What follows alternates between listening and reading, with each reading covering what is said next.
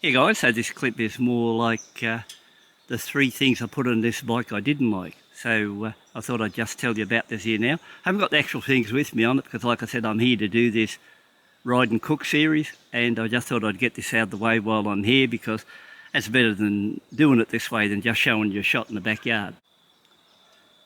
Yeah, so there are three things in question. The first one, what I'd say, of the accessories I bought, I wouldn't put on a bike unless it's a necessity, not just something you want to put on it, would be the sump guard.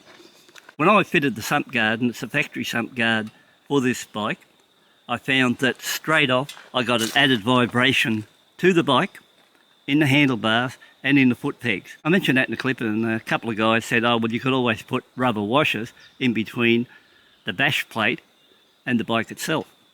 Well, they have got little rubber ones there, but I don't know. I've tried bash plates, steel ones on 3 different bikes, and so far they all vibrated, and a couple of the bikes did have rubber strips underneath, like double-sided rubber tapes to hold it together, but I still had that drama with it doing it.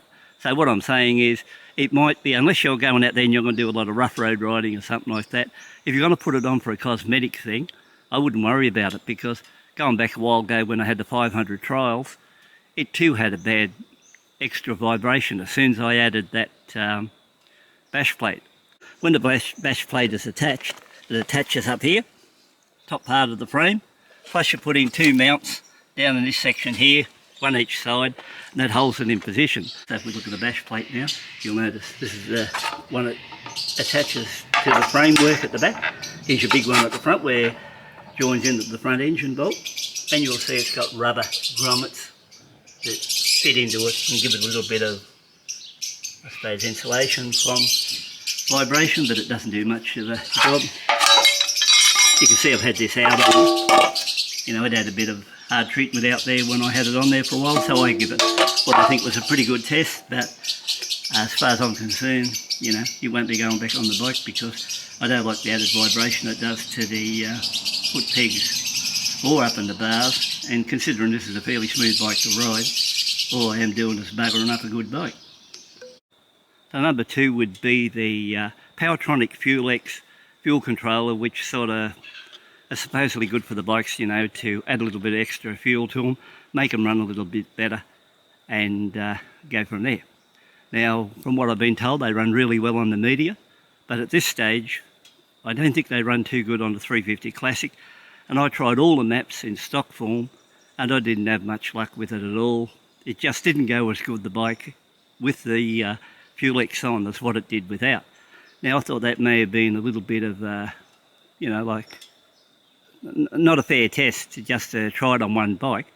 So then I swung it over to the other bike, the Marsh Grey, and ran it in stock form with the FuelX on.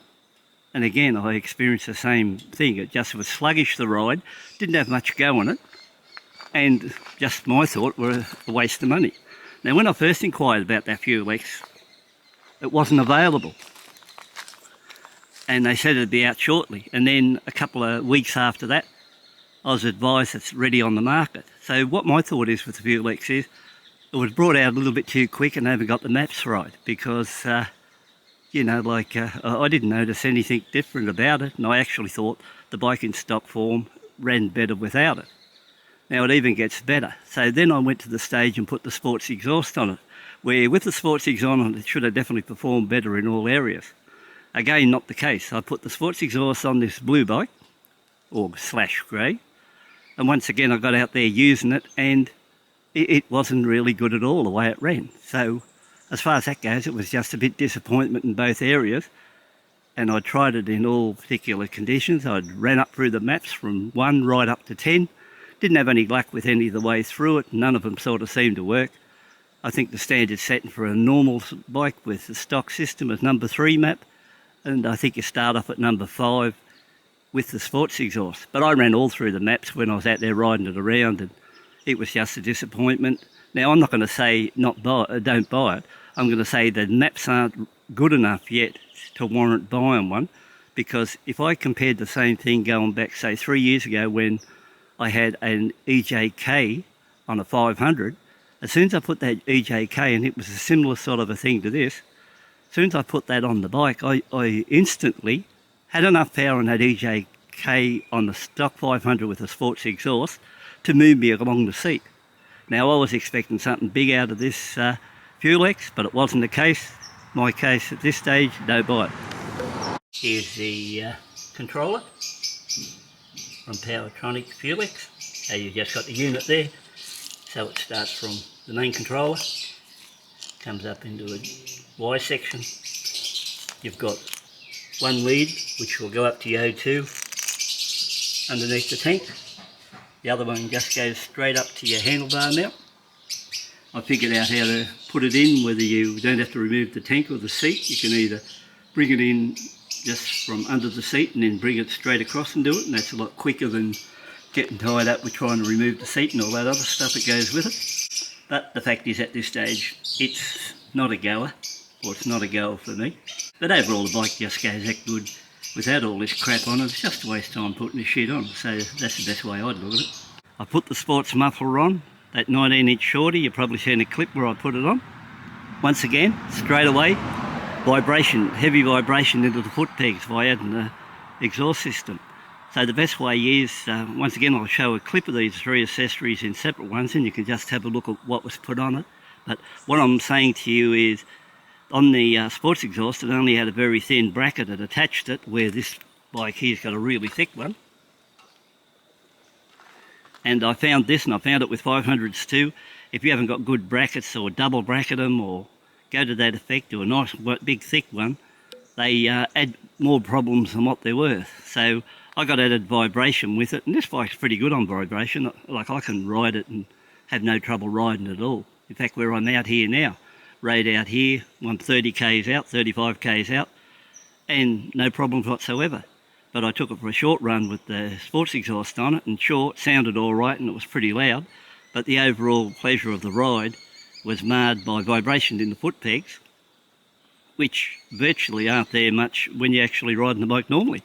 So the best idea with these sort of bikes, I think, if you can hold back, would be to just run them in stock configuration.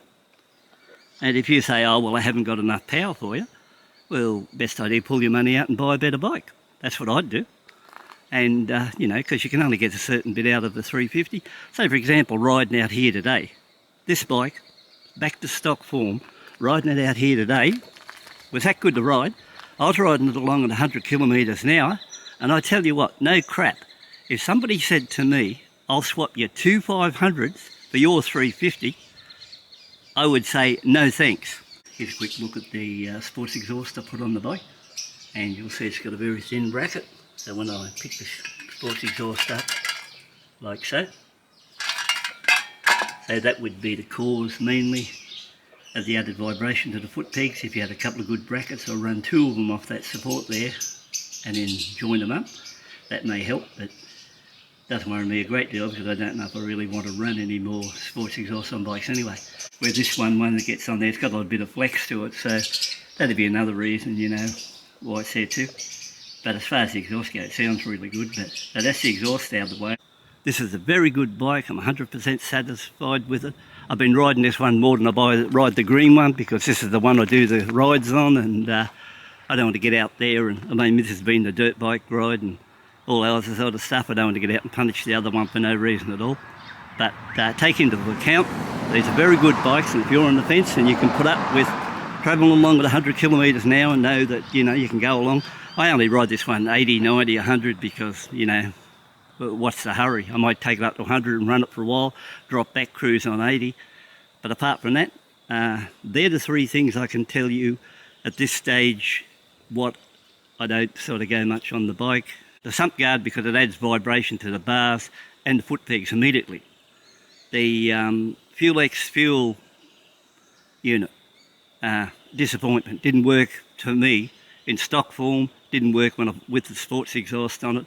So they've got the maps wrong at this stage. The maps might work all right in the Indian bikes, but when they bring them to the European ones or other parts of the world, the map mightn't be any good. That could be the problem, I don't know.